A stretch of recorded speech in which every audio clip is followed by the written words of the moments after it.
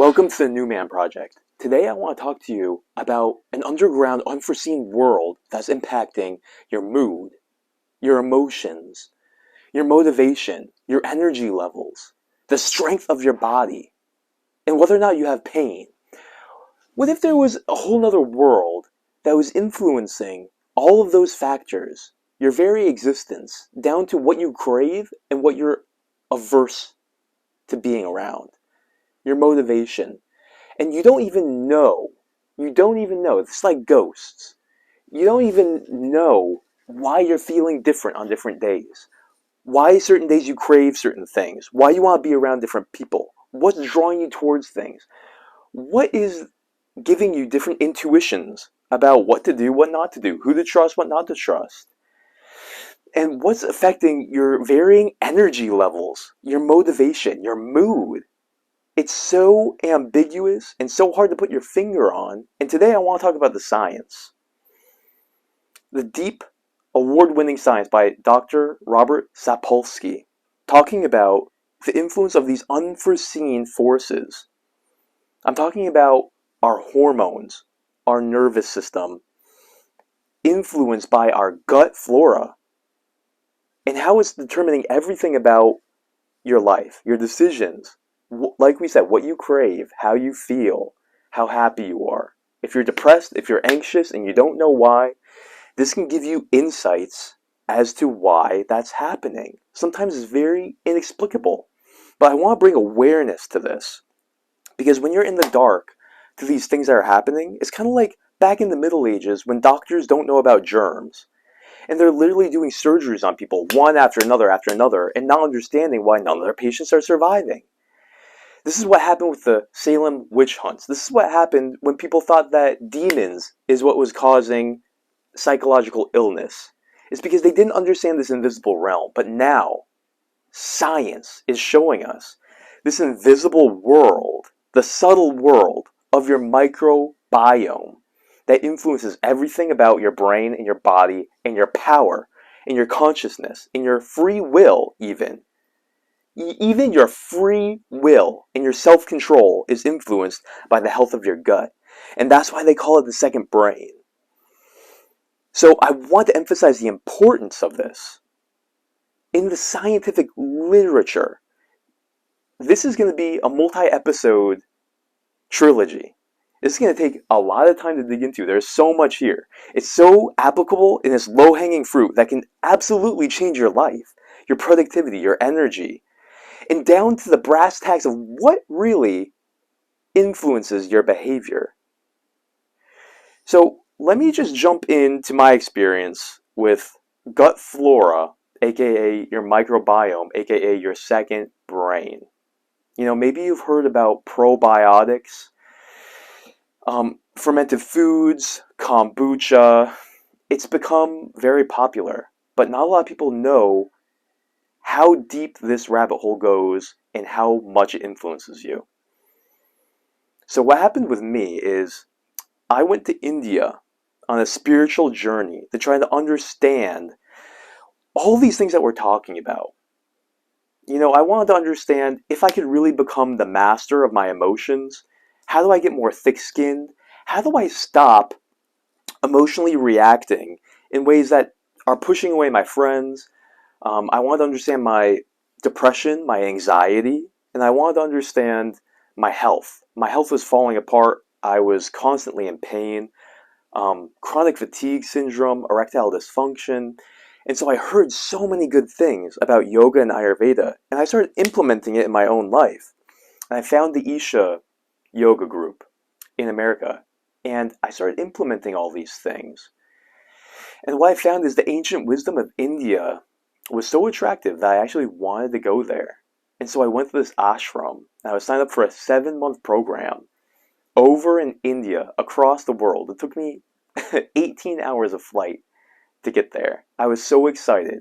I had to get screened and go through all kinds of hoops to get into the program. So imagine, 7 months. And I was so gung-ho, I would stay there for 7 months. You know, I put my business on hold. I put everything on hold to try and understand this because I was desperate. When you literally have erectile dysfunction as a 30-year-old, you're going to be desperate. Dealing with anxiety my whole life, I was desperate. And I was willing to go to literally the ends of the world to try to understand this. My subconscious, my conscious mind, my emotions, my physical health. I wanted to improve everything and become, like they say, enlightened, or even more. Even if I got 1% more, I would be happy. So there's a lot to talk about what happened to me in that ashram and what I was doing. A lot of crazy things. I basically experimented with all kinds of different socializing, ethnic rituals, yogic rituals, waking up at 4:30 a.m., everything changed. But you know what also changed is my microbiome. So maybe you've heard about stories where people travel to other countries and they can't necessarily adapt because the bacteria in the water and the food is so monumentally different that literally some people, they just can't live there. They have to come back. Now that was me, but I think it's some kind of food poisoning. Excuse me. What happened was, literally, I just fell off week after week, weaker and weaker and weaker. Moodier, more irritable, angrier, more antisocial. Physically, just losing all of my muscle. I lost 30 pounds, and I only lasted 3 months of the 7. So I had to tuck my tail between my legs and come flying home. But I don't regret it, because you know what it did? The whole time that I was there, I got insanely curious about what was happening inside my body. I was so confused. And so for literally all 3 months that I was there, I was on my iPhone researching Ayurveda and trying to understand what in the world is going on inside my body. I tried to research natural antibiotics. And one thing that was very interesting is I would find that certain foods I ate actually did give me bursts of energy, like beet juice. And other foods would drag me down. Long story short, I did have one horrible night that I thought I was going to die. It was some kind of acute bacterial episode in my stomach that I had to, against so much of my better judgment, take an antibiotic. Because I already had a theoretical understanding of how important my microbiome was. I didn't want to take this drug that was like an atom bomb. Boosh! Just destroy all my good bacteria, or whatever was there. So I'm basically just miserable, can't sleep, 2 a.m., puking my guts out. Hundreds of other guys 200, 300 feet away. I'm trying to be quiet, puking my guts out in the grass in the Vilangiri Mountains in India. Not knowing if I was going to even live because I couldn't contact any doctor. So what do? I pop the antibiotic that I took from America. A doctor friend of mine warned me, you better take some antibiotics just in case, John. And I held out as long as I could. And this is about, I'd say, a month in. Just slowly deteriorating. Boom. Climax of just feeling like I was going to die. Had to wait actually until like 7 a.m. They can open my locker. So I popped the drug. And from there, I don't feel acutely sick. But my health just keeps on slowly going down. My personality changes. I don't feel any sexual desire. I look at women kind of like they're just guys. And all the way to the point of not wanting to climb stairs, not wanting to walk even a quarter mile to go do my job in the cafeteria. Just weird things happening in my brain. Grumpiness. And so I started feeling like this, not understanding it. So that's what happened in India. And I ran away. I left after 3 months. I only said goodbye to 2 of my best friends. I came back and I was insanely curious about how to reconstitute my health, how to get back my sex drive, my happiness, my muscle mass, my appetite. Let me tell you, I was happy just to be able to eat airplane food on the way home. I ate eggs and sausage, and I was just happy that I was able to keep it down and have an appetite. I'm telling you, when I was over there, my digestion was so crap.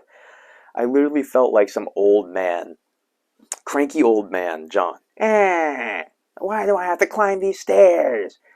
Why do I have to go walk to the cafeteria to eat? Who cares if it's free food? I can't eat it. And so literally I came back to America, and the only thing I wanted was my health back. And one of the biggest things that I dug into was probiotics. And what I learned was so crazy, so far beyond what I thought probiotics could actually influence. You know, growing up, my dad always had this weird giant fountain on the counter that looked like it had a brown jellyfish in there with tentacles just reaching through, and it was all slimy and disgusting looking. And all my friends would always come in and say, "What the hell is that thing?" And I would kind of be embarrassed. I'd say, "Oh, that's kombucha. My dad makes his own kombucha." And they would actually be into it. Sometimes they'd take it, sometimes they'd love it, sometimes they hate it. But it's just this weird thing that my dad always did, and I never understood it. And it kind of tasted weird. It tasted like apple cider vinegar. Wasn't really my thing. But once I started looking into probiotics and what's actually happening in there, and what the bacteria is, and what's going on inside your body, and when I saw the research, it blew my mind. So, for example, these scientists, they wanted to know the impact of what these microbiome are doing in thousands of men. They wanted to know how it impacts socializing, loneliness, and then wisdom, which, as you know, only comes from real life experience. You can't be this wise person just reading books, socially isolated all the time. And so what they did was they looked at the microbiome. So all these bacteria in the people who were wise, socially successful, large families, large social groups, a lot of friends, high levels of happiness, high levels of wealth. And then they compared their microbiome to the lonely, like the loners, the people who didn't really succeed much in life. And they found a direct, powerful correlation between the variety of microbiome, which was correlated to the success and wisdom in life. So the lonely people had very low variety of microbiome. Interesting implications. And the very wise and successful people had a huge variety of microbiome. So what does this say? They started wondering, well, how is this related? Why would this be? And so some of the implications that they had was, when you're more involved in life, when you're mingling more with different environments, with life itself, with different people, with different foods, when you're exploring and you're just getting a taste of life, guess what that does to your microbiome? It actually adds more and more and more. It's like you're rolling this crazy ball around the world and you keep on getting different bacteria, because bacteria is everywhere. You have different bacteria in different foods, different people. So if you're shaking hands, interacting with different kinds of people, you're going to get a different microbiome, because you literally transfer bacteria when you shake hands with somebody, when you kiss somebody, when you massage somebody, which I personally have tons of experience with. I did massage for 7 years. Different physical locations, like forests, you're going to get tons of different microbiome. The beach, the ocean, different rivers. This is why yogis used to bury themselves for days. Some of the Ayurvedic siddhas, which are the Ayurvedic physicians, would actually prescribe people to go out and just bury themselves in dirt, or take mud baths, or spend more time working outside with their hands in the dirt. And why is that? Why do you think that is? It's because, did you know, even in one handful of dirt, one handful, there's more microbacteria in there than the population of the entire world. We're talking trillions in one handful of dirt. And so you're constantly including, integrating, changing the internal environment of your body by everyone you hang out with and everywhere you go. in everything you eat. And the crazy thing that they found too was that there's 6 pounds of these little guys inside your gut. And what I mean by gut is your small intestine. All right. So what they found was not only are they creating hormones that literally interact with your brain and all parts of your body, but that there's actually neurons inside your gut that's communicating to your brain. Okay? So it's releasing hormones and it literally has attachments of like a brain cell. Imagine like a literal brain cell going from your brain down to your gut. And it's constantly communicating with each other. Your gut is constantly telling your brain what's happening with digestion, what's happening with the population there, and vice versa. Your mood is constantly altering the pH, the environment, kind of like the temperature, the living environment of your gut. Maybe you've noticed sometimes when you're in a really good mood or you're laughing, the way that you taste food and interact with food and digest food is completely different. Even the same meal, your emotions change that. And same thing with your gut. I'm sure you're familiar with the experience of based on what you eat, you might experience anxiety, depression, lethargy, anger, irritability. Like if you eat fast food or some kind of packaged food, especially high sugar, high fat, or processed high amounts of preservatives, how often do you have that feeling where you just feel antisocial, lazy, tired? Like it's a completely different person. You just go into this different mode. Well, what's really happening is you're literally triggering those little guys in your gut, and they're throwing out messages to your brain saying more, or we're angry. So both short term and long term, these effects are happening. Short term is the nerves, zzz, you instantly feel it. Long term is the hormones. Mid time range is literally neurochemicals. So these scientists are finding neurochemicals getting released by these guys in your intestines. We're talking about 3 main ones: serotonin, dopamine, and GABA. 90% of serotonin is made in your gut by all these different species of microbes. So dopamine, what is dopamine? Dopamine is the hormone that determines how motivated you are. It's the motivation hormone. It makes you feel pleasure and excitement when you're doing things that are getting you towards a perceived goal. So you want more motivation? Pay attention to your gut. Serotonin. Serotonin influences sleep, your energy levels, your digestion levels, how much you want sex. So all these basic biological functions, including your immune system too, are being impacted by these chemicals, which are coming from the gut. So would you have known or guessed that your level of motivation, or how hungry you are, how good you're digesting food, how well you're sleeping, how deep your sleep is, how much you're seeking out women or men, is all determined on, on gut bacteria? You think that these are purely psychological things. These are physical things too. We mentioned GABA. What is GABA? GABA is the calm sedative hormone that makes you just feel like, I'm fine, this is fine. There's this meme where this dog is sitting in a burning house and he's just sitting there with a little cup of coffee, and this little thought bubble says, this is fine. That puppy has a lot of GABA, because even if your world is on fire, you can still feel like, what's the point of this? What's the point? It's fine. No big deal. Like Ben Franklin. When his laboratory completely burnt out and they're interviewing him about it, what did he say? To the effect of, it don't matter, because I'll build it again. There's nothing else we can do. And they were disturbed.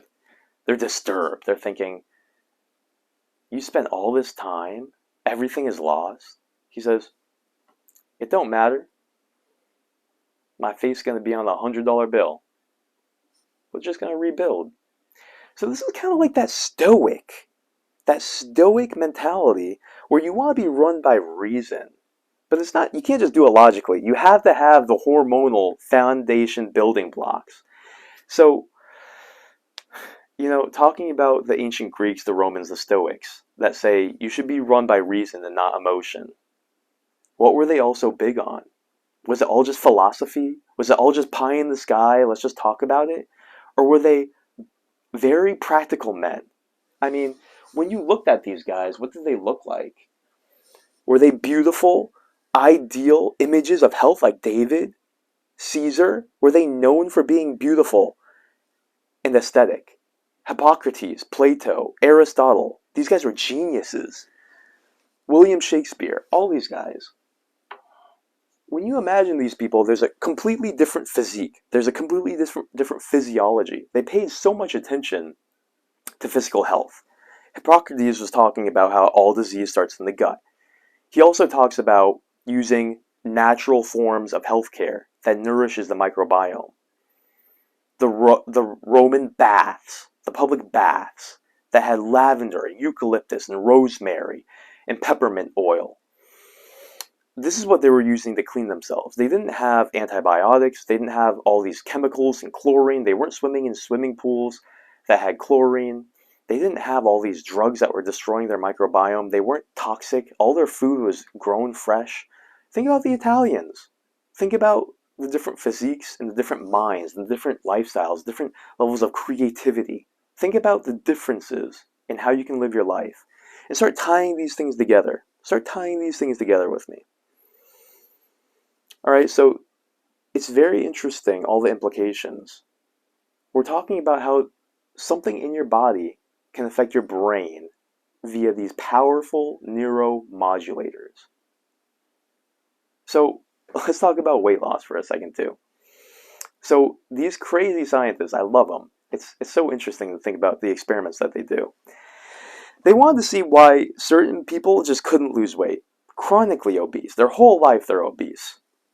And what they did was they started doing fecal transplants. You've never heard of this. They're literally taking the stool and poop from one person's small intestine and putting it in another person. Swapping. Bizarre, right? In what universe are they doing this? Right here we're doing this. And they wanted to see what changed about the person. So you have a fit person, you have an obese person. Take the fit person's poop, put it in the obese person's small intestine. What happens? So not only did the food and the craving behaviors change in the obese people, they started craving and eating diets similar to the fit people. And they didn't enforce this in any external way. The obese people just started eating differently. So think about the implications of that. The cravings, they concluded, were actually coming from their microbiome that, like we said, are creating hormones and neurochemicals and literally communicating to the brain. So this is under your conscious understanding. You can't control what you're attracted to. Just like in dating, you can't control what you're attracted to. The foods that you're craving, what you go to the grocery and buy, is a function of your gut, the environment, and what is living in there, right? And so it goes both ways. It's dual and it's self-perpetuating. So for example, think about this for a second. Not only do you have food addictions, but have you ever noticed that people have emotional addictions? Like, they're at home, they're always complaining. When they're on vacation, they're constantly complaining. When they're with happy people, they're judging and complaining. People, they will always come back to their emotional baseline. Have you ever wondered why? Why is that? Well, what scientists also wondered was how your brain influences your body. So we used to not know this. But now we know, based on the science, that how you think literally changes what's going on in your body. We're talking about temperature, breathing, pH, inflammation. You can change anything about your body based on how you're thinking. So take this a step further. Tie this into the trillions of living beings that are living inside you. And they want a particular environment. And they're exerting what? Control over your brain. With what? Neurochemicals. Powerful behavior determining neurochemicals. Now, what do you think they're going to want to do? They're going to want to keep your gut in the pH and the ingredients coming into it supporting them. They want to live too. They want to have a nice house with a nice 70-degree breeze with not too much pH, not too little pH. And so what are they doing? They're voting. They're voting every single second, minute, hour. They're voting. And they're trying to influence you. It's like a tug of war. They're voting. It's a democracy. They're voting and they're trying to determine what you're doing, who you're going with, where you're going, where you think you should be going, what you're eating, who you're making love with, who you're making out with, what kind of animals you're being with. They're constantly exerting their votes. And that's why you're attracted to different things and different people. This is why even certain moods can be so ingrained that it feels like you have a certain personality, that no matter what happens on the outside, you still behave a certain way. You can't escape your anxiety. You can't escape your depression. You can't escape your irritability, your anger. You can't escape your complaining. Why? Because that's all creating an internal environment. And the internal environment is determining what can live and what can't live. So understand the implications of what we're talking about. We're talking about also the emotions you're expressing are a function of your microbiome. And we have science that proves this now. Think about it. Someone who has more dopamine, serotonin, and GABA, are they going to behave different emotionally than someone who has low serotonin, dopamine, and GABA based on what we just learned? Of course they are. So people were skeptical about this. Another crazy group of scientists, right? Follow me here. They wanted to see if people would still crave the same foods if they never got to taste it. Okay? So we think that people are eating foods. Why? Because it tastes different. But what if you just intravenously gave people this food? What if you just put it into their stomach, right? They didn't get to taste it. What foods would they still want to crave? What foods would they still want to eat?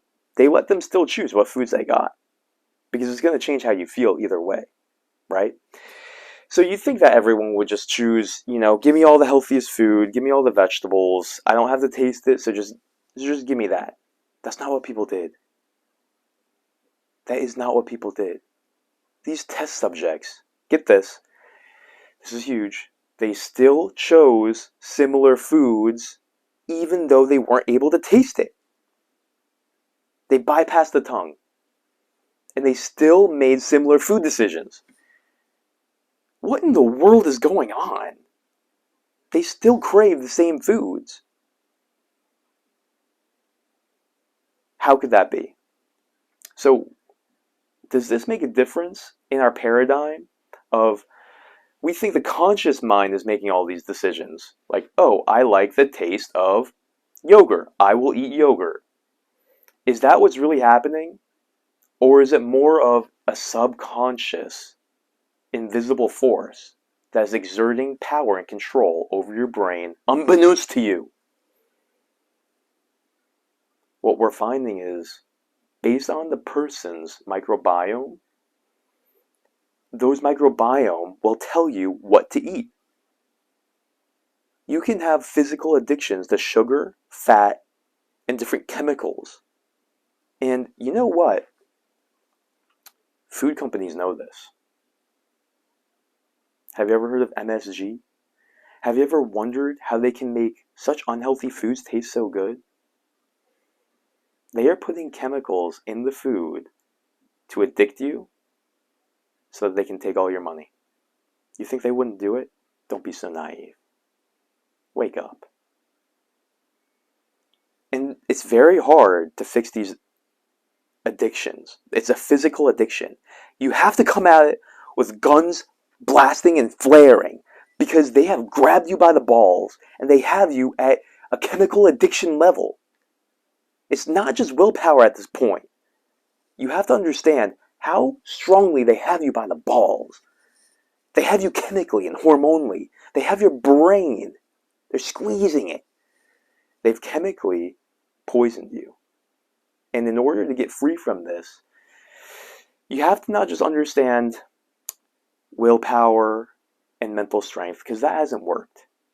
You know that hasn't worked. This is why people fail and fail and fail their whole life on different diets, and they stay chronically obese. They can even get stomach surgeries, these gastric surgeries where they're tying their stomach and making it a third of the size. And guess what? After 5 years, they're still back to being obese. It's not about that. We have to go deeper. We have to go a little bit more subtle, have a little bit more nuance, a little bit more wisdom, a little bit more curiosity. And we have to understand a very unique strategy to start changing at a core who you are. There's a lot of different ways.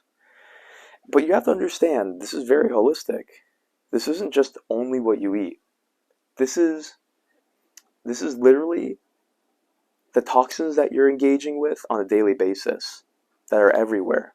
Self-care products, foods, even the water that you drink, the chemicals that you're using, even a harmless seeming antibacterial soap, let alone all the prescription medications, all the recreational drugs that you're taking. Think of all the different forces that are coming at you. Fluorinated water, chlorinated water, all the bullshit in this fake food. You're eating fake food and you think it's not impacting your brain, your personality, your ability to perform, focus, concentrate.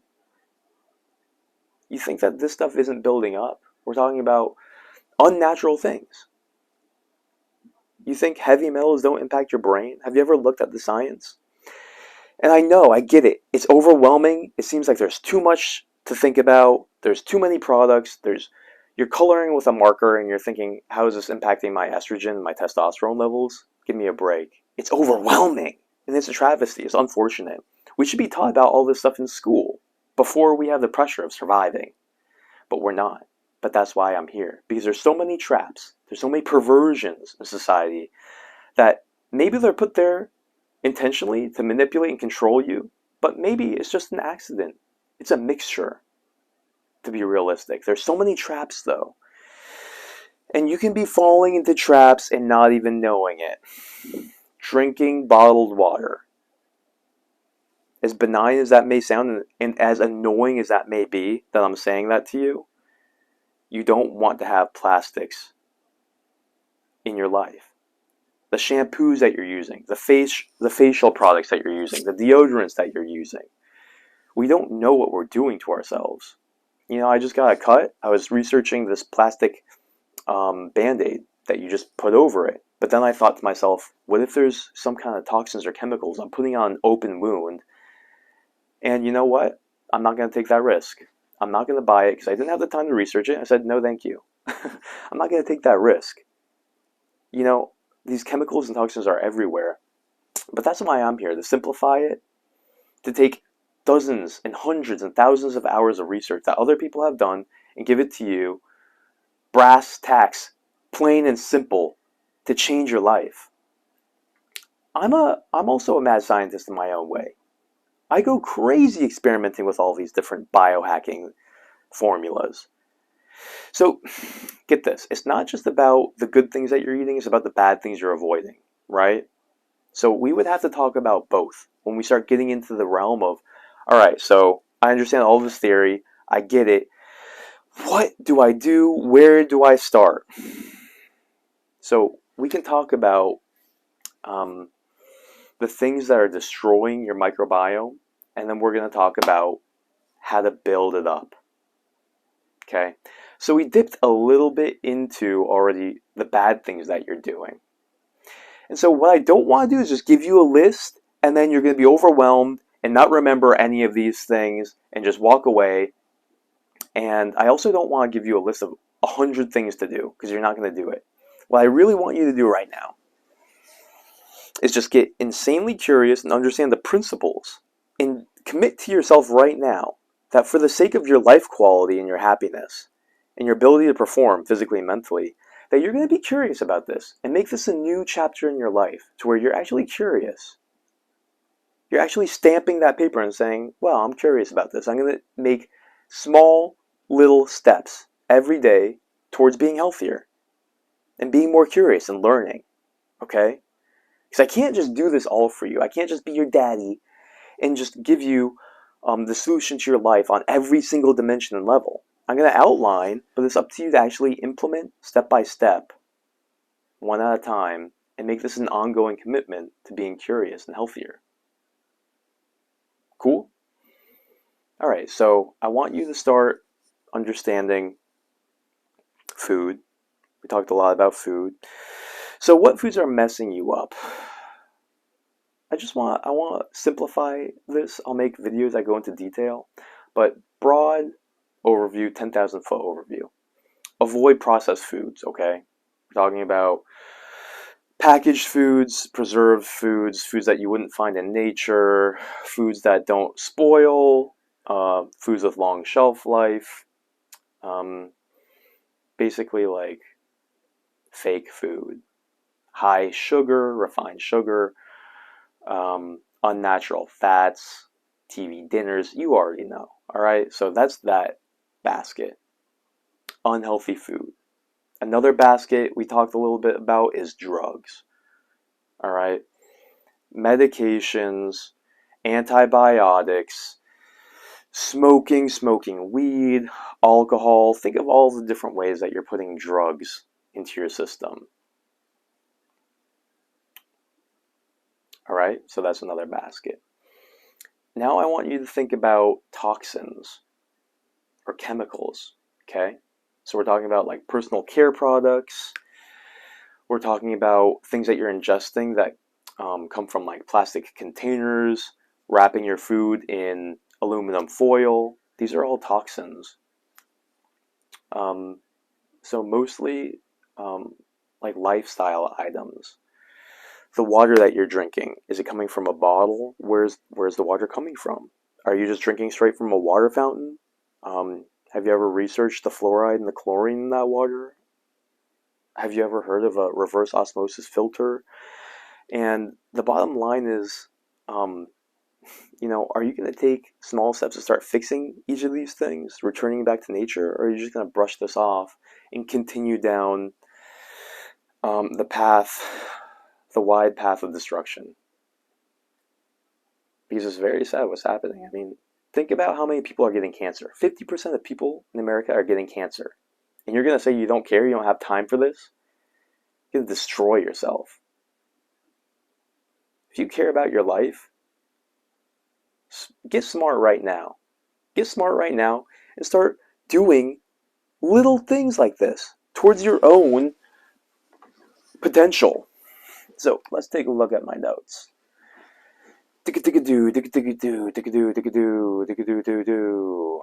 Yeah. So even think about like artificial sugars. Gum and Tic Tacs, when I eat it, gastric upset, I can't digest things. It's just start being sensitive and start feeling these things out. Toxic foods. We talk about drugs, supplements. Yeah. So some of you guys are taking these supplements that literally have all these artificial flavors, chemicals. It's not even really food. You don't even know what you're taking. And the supplement industries are so unregulated. The FDA doesn't look into it. You're basically just trusting these supplements. So what I would do is slowly start researching how to get away from it. Stay tuned with my channel. I'm going to give you a lot of different ways where you can get the same results from natural sources.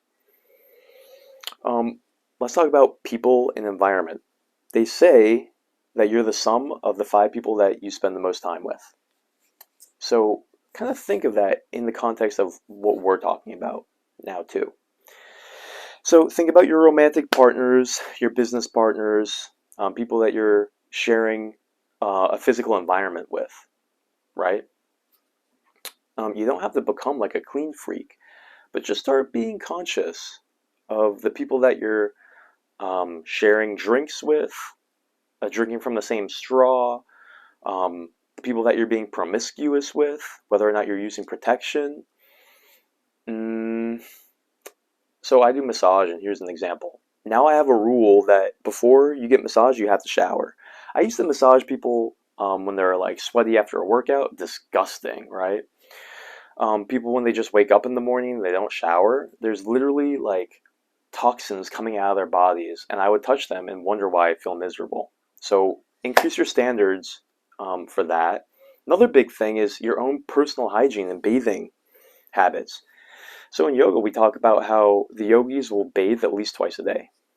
They'll completely immerse themselves in like a natural flowing water source. We're talking about like a stream or a spring or an ocean or a large body of water is the best. I mean, showering is great too. Make sure you shower twice a day, morning and night. Huge impact, huge difference. Um, so that's that. Especially notice and make it an attempt to get away from people that just like are dramatic, always complaining, because whether this theory is the main contributor or not, you just don't want to be around that kind of people. So be cognizant, start making changes in who you're intimate with. Um, I mean, who you're kissing. Actually, an interesting point about this is when I went to India, they had this concept called Runana Bandha, which means physical memory. So they would make intentional conscious efforts not to even shake hands because they didn't want to get any of that person's mm, karma, they call it. So karma is just like it's just like programming, right? That's how they see it. So if you're exchanging this physical DNA and information, they understood this for thousands of years that you're picking up micro programs from them that will influence your life, how you feel, and what you do. So that's where the namaskaram came from. See, if you meet people who are really committed on the path of yoga, like monks, or just people who are devotees, Hare Krishnas, or people who are really deep down the rabbit hole of spirituality, they won't even touch you because they understand what's happening at a deeper level. They won't shake your hand. They'll bow and they'll give you a namaskaram, which is saying, I still respect you, and I bow down to you. But they've come up with a socially smooth way of saying, I'm not going to touch you. I don't want to touch you. So just remember who you're sleeping with, who you're hugging, who you're kissing, who you're letting kiss you. You might want to change that because it's influencing you at a much deeper level than you might even understand. Another interesting thing is you got to relax. Your stress levels directly impact whether or not these good bacteria are able to survive in your gut. So make it a point, every day, don't work hard, work joyfully, work laughing. I printed out this poster and I put it on my wall that says, don't take yourself seriously. Fool around, you fool. You're a fool. Everyone's a fool. So stop being serious and fool around, you fool. Because laughing, being silly, and making fun of yourself, all of a sudden it will change how you feel. It'll change your life. It'll change whether or not you feel like you have to be a perfectionist. Make fun of yourself, like, it's not perfect. It didn't come out perfect. I can't believe it. He's late. They're late. They betrayed me. Like, you can actually just dissociate from your mind and just laugh at it. You have to just let go. You just have to let your hair down and just let go. Your stress levels impact your gut and what you're able to actually inhabit there. So you want these happy guys running around blowing bubbles and catching jellyfish and eating chocolate, healthy chocolate, then lighten up, be stupid, and don't think that you have to be perfect. Just lighten up, all right? Work joyfully. Don't burn yourself out. For what? For what? One last thing is, if you're one of these people that does excessive fasting, that could also decrease both the good and bad bacteria in your gut. So there's not hard science on this. Fasting can remove bad bacteria by removing mucus out of your gut, but you do too much and all of a sudden the good guys can't survive there either. So you're going to have to be intuitive about this. All right, so let's go through what nourishes and gives you the party boys, the happy bacteria, the probiotics. All right. So first and foremost, did you know that deep sleep can actually lower inflammation and create a great environment? That those guys in your bacteria, those bacteria guys are going to be like, wow, they're waking up, the sun's shining on them. That good sleep just nourished them with all kinds of hormones. Your skin is clear. You have to get good sleep if you want to have good mood, emotions, healthy microbiome. So check out my episode on sleep. Obviously, we talked about social interactions. We talked about nutrition. Hydrate your body. Drink enough water to where, you're not peeing a dark yellow color. There's a lot of different theories out there about how much to drink. Just don't ever let yourself get thirsty, okay? You don't have to be the guy carrying around huge gallon of water and being obnoxious like that, going to the bathroom every 10 minutes, not being able to hold a conversation. That'll also mess with your sleep, so you don't have to be that guy. Nutrition is huge. Let's save that one. Let's talk about every day making sure you get into nature for at least 30 minutes to 60 minutes, okay? Not only will the wind, earth, water, and sun, those 4 main elements, completely change your life. We're talking about sleep quality, microbiome quality, vitamin D, your emotions, your physical strength, everything changes. But even just even the thought of a wintergreen forest, the smell of the pine, the sound of the ocean, all these things are innately stress reducing. I mean, if you just think about getting into a nice cold river, even just thinking about these things right now, it's changing your mind and your emotions, which remember, your mind can change your gut too. So exposure to nature, walking and looking at the beautiful lake, taking a dip in the ocean, laying out on the beach, all these things are vital. And if you're not doing it, you're going to die sooner.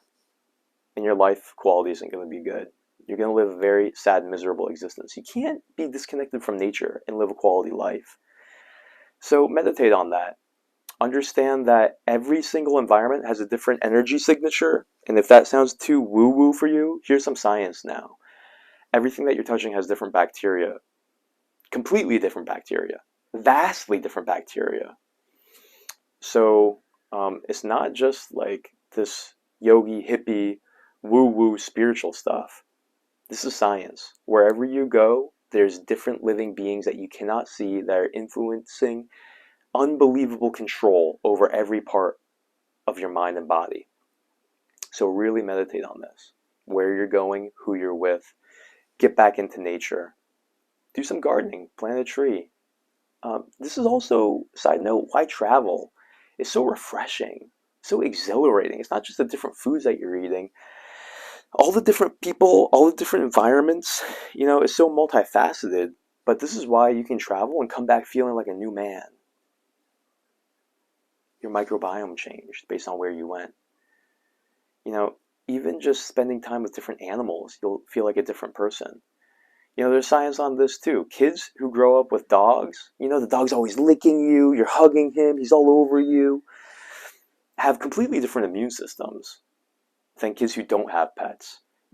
Kids who go out into nature and handle the frogs and the lizards and they climb trees, completely different health status and mood status and life trajectory. Even whether or not they're going to get a chronic disease, everything's different. So, we can't go back in a time machine. That'd be a great assignment if I can say, hey, go invent a time machine, go back to the future, make sure that you got vaginally birthed and not through a C-section, make sure that you had a dog, and make sure that you went and ate a couple of snails and frogs before the age of 3. that's your assignment. Ready? Go. I mean, there's still things that you can do, but understand that there's science, twin studies, looking at these differences, and the microbiome health is linked directly to it. So think about all these things. Travel, good. Nature, good. Stop being so caught up in your room. Even things like excessive EMFs, electromagnetic fields, like staring at a computer, sitting too long. All these things are very correlated to your health. Make sure that you're living a dynamic life where you're getting out there. Become a nature's man. Become a outdoorsman. Become a hiker. Become a fisher. Become a skater. Do anything that gets you out there. This will impact your life more than really anything. So let's start to wrap this up. I mean, we have to talk about fermented foods. Let's wrap this up. This is a long episode. Scientists looked at people who ate high fiber versus high probiotic food, fermented food diet. And they wanted to see the differences on their mood, their BMI, and their weight loss, their happiness. And what do you think happened? They had people eat 4 to 6 servings, which is a hell of a lot, of fermented foods, and the other group eats just a lot of high fiber foods, fruits, vegetables, grains, legumes, beans, nuts, seeds. So let me just give it to you straight. The group who ate the fermented foods had much better gut health than the people who ate the prebiotic high fiber diet. So what does this mean for us? Long story short, you want to be eating all the fermented foods that you can get. 4 to 6 servings every day. What are we talking about? Because the carrots, the cucumbers, and the kale won't do it. So what are we talking about? What are probiotic foods that you can eat that will make these drastic changes, that will give you these bacteria that are secreting serotonin, dopamine, and GABA? I call it the K-stack. Kombucha, curd, sauerkraut. We're talking about kimchi. Okay, so there's a lot of different ways that you can just take vegetables and ferment them, right? We don't want to have just like these cheap vinegar canned pickles. You have to look in the refrigerator section and get the right pickles that have live active cultures. Okay, so don't skimp on the low quality jarred products. That's just vinegar. Okay, don't go for the cheap yogurts. You want real, plain, non-sugar yogurt, preferably kefir, without the sugar, guys. Don't get the sugar one. Get the plain, nasty one. Just put your own honey. Okay, because honey is probiotic too. So what I'm doing right now is, have a kombucha at night. For breakfast, what can you add into your morning breakfast? Some sauerkraut on the side. Sounds nasty. Just do it. Just do it. Before lunch, after your intermittent fast, have some kimchi. Have some sauerkraut. Even red wine. Have a serving of red wine after dinner to unwind. Because not only is that good for your testosterone, check out my video on testosterone, but that is also fermented. Make sure the alcohol level is below 12%. But you can look into these ales if you like having a drink every single day. I would recommend a pine ale. The bottled forms of wine and ales are the best. This will give your microbiome diversity. So avoid the beers. We don't want hops. That'll decrease your testosterone, kill your hormone profile. Estrogens will be through the roof. Horrible. Probiotic supplements. Let's close out with this. We want to only use probiotics when you're dealing with high stress in your life. Because what we found is probiotic supplements have such a high potency that it can actually decrease your gut health, unless if you're severely depleted. So let's say you had an antibiotic. Go ahead, have your probiotic. If you just did an enema and you just flushed your colon and you took away all this bacteria, go ahead, do a probiotic. Lack of sleep, travel a lot, just had a severe illness, coming off using a lot of medications, use a probiotic. But if you're generally healthy, no need. Just do the fermented foods that we talked about. I'm going to make a completely new video on how to make your own healthy, cheap, affordable probiotic foods. All you need is mason jars and water and a knife to chop things up. That's going to be fun. So, to wrap things up, I hope you enjoyed this. I hope you understand the magnitude and how this is not affecting not just your immunity and your digestion and your energy levels. So it's not just about your body, but this is affecting everything about even your happiness, your decisions that you're making, and what you're craving and running away from in life. And what I found is that you can really change your resting levels of happiness, your baseline levels of stress. You can completely change your personality and your mood addictions just by changing your physical body and your health. So keep on meditating on this. Take small, simple steps. Don't feel overwhelmed. I know it's a lot of information. It's very holistic, but understand this could be the most life-changing health information you have ever heard and will ever hear. This will change everything about the core of your brain. Even your gut intuition will change. What you want out of life will change. You can completely revolutionize your life with these concepts. It goes very deep. So, decide what you're going to take action on out of everything that we talked about. Start making the changes, and let me know in the comments below any questions that you have on particular foods. And I will answer it. And if I don't know, I will find the answer for you, because we have Google, PubMed, and the internet. So take this into your life. This is a lot of information to digest. So start small. Start getting simple things like a kombucha at the store and slowly start feeling the difference. And I guarantee you, you're going to see massive changes in your life. All right?